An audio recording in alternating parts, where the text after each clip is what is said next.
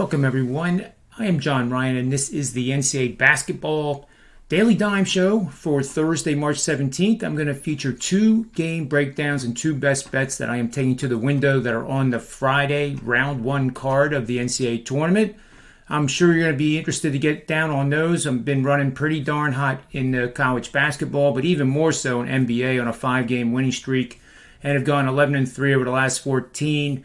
And the same type of rate over the last 25 NBA basketball games. I have had seasons like this before, and for whatever reason, when we get into February and March and April and May, things really fall into place, seeing the card well.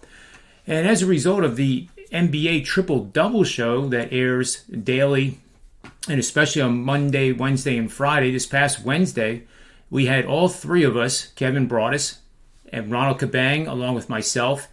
And coincidentally, we rank first, second, and third on the capper list at sportsmemo.com with the best profitability and best winning percentages among the group of professional sports bettors on the site. And we are honored to be in the top three. And as a result, the Sports Memo people have put together the three handicappers 7 days of NBA picks, one low price. So you can get all of this over the past 30 days and package them together for just $69. So you get all three of us for a week at $69. That comes out to about $3.28 a day to get all three of us, or like $1.08 per day for individually, if you get what I mean. So it's a tremendous deal. The normal cost for this package would be $207. And like I said, you now can get it at $69.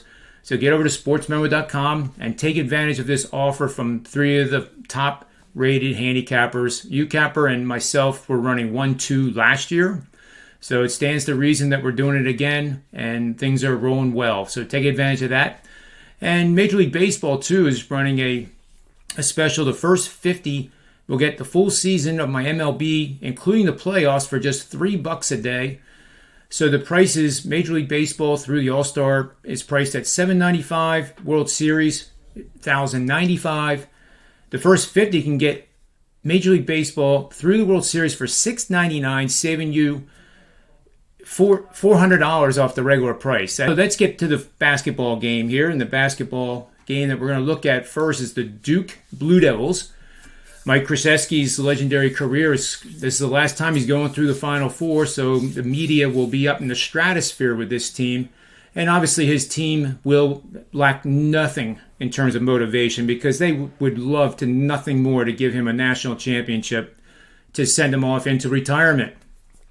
So with that said, I think you're going to get some inflated lines, and I think this is actually one of them. I'm not saying that Cal State Fullerton has any potential to pull off the dramatic upset of a number 2 seed Duke Blue Devil team, especially, I mean, that'd be disrespectful to beat him in his last Final Four, NCAA tournament, that is.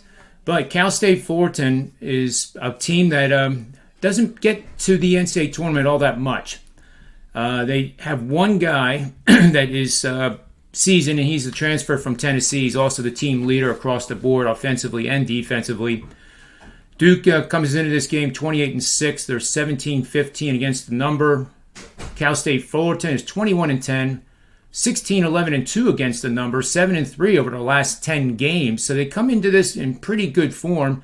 And you know, what the heck? They're a 15 seed. They can just let it fly. The pressure really is on Duke. And there's added pressure because it's Coach K's last NCAA tournament. So the market opened on this matchup pricing Duke as an 18-point favorite and has since risen to a price of 18.5 points, and that's not surprising. The public is all over Duke right now. The total opened at 144.5 points and has attracted significant over-bettors, moving the total now to 145.5. I wouldn't be surprised if this gets up to 147. So if you like the under, I would wait. Duke has seen 55% of the tickets, 80% of the money, and the over-bet accounts for 67% of the tickets and 80% of the money so far. And the overbet accounts for 67% and 84% of the money. When 80% of the money is on a team and the line moves only a half a point, it's a red flag in my handicapping working experience. So if you have any interest to back Duke with your money, I would caution you maybe just to wait, maybe use in-game. In-game, there's reason to believe you can probably get a much better price than the current 18.5, especially if Cal State Fullerton gets off to a hot start. You could possibly get Duke at minus 12, 12.5 potentially.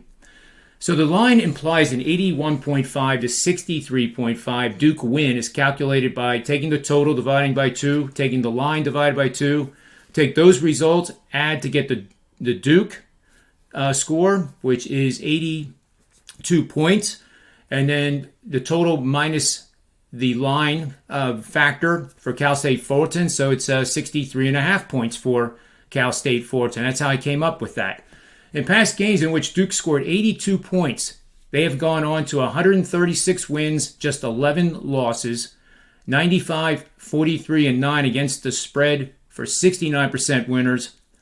And that's not all, including a 94, 47, 6 over-under record spanning the last 10 seasons.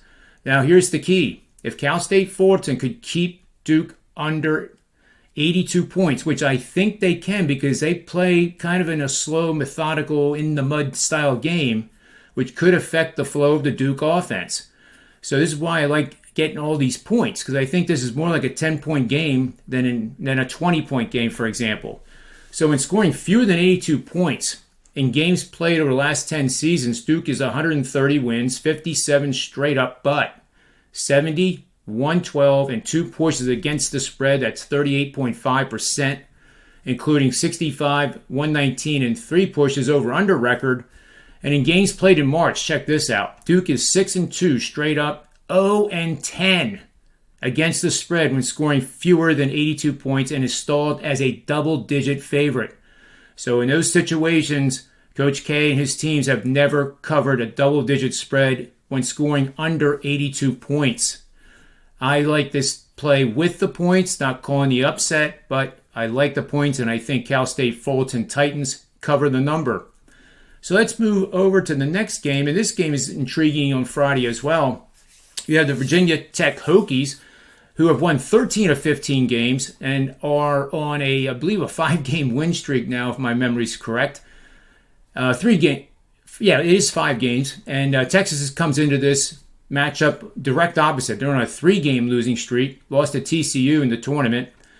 They still are 21-11, but only 12-20 against the number.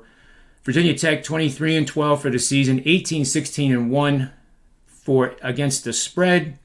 And this is a first-round matchup, obviously, taking place on Friday at 4:30 p.m. Eastern Standard Time at the Fiserv Forum in Milwaukee, Wisconsin. Now, what I like about this situation is I think, given that Texas is 12-20 on the year, they've lost favor with the betting community, especially the betting public. The betting public is going to get on Virginia Tech because they have been hot and they have been playing well, and they did beat Duke. And despite this win down the stretch, even their head coach mentioned this in the press conference, they are an 11 seed. They feel kind of a little slighted, and moreover, if they don't beat Duke in that ACC championship game, they might have been in a playing game or playing in the NIT, which is just unimaginable. But there's a lot of head scratchers in this particular bracket, and we'll save that for another time. Maybe on one of the live shows I do this afternoon as a guest, finally. So Virginia Tech is also 15-29 when facing teams that are outscoring their opponents by 4 more points per game in games played over the last 3 seasons. They're also only 12-26 against the number after 5 straight games, committing 14 or fewer turnovers in each one of those games, spanning the games played in the last 3 seasons. And if you like the under, and that's my play for this show, the under with neutral court teams against the total in any first-round tournament game, and a game involving 2 good teams with win percentages between 60 and 80% on the season, has gone 65, 28, and 3 the last 5 seasons. That translates to 70% winners. I like the under in this matchup with the Texas Longhorns and the Virginia Tech Hokies. And by the way, the total right now that I was seeing is I don't see it right now. So whatever the total is, it's reasonable to bet that. And I don't think this total is going to go spiraling downward. And there's more reason that people will back the over. So anyway, that'll conclude the Thursday edition of the Daily Dime Show. I look forward to the next edition on Friday, which would be yours truly, and possibly one other guest. But But until then, remember two things, especially during March Madness. Always bet with your head, never over it, and may all the wins be yours. Thanks a lot for watching.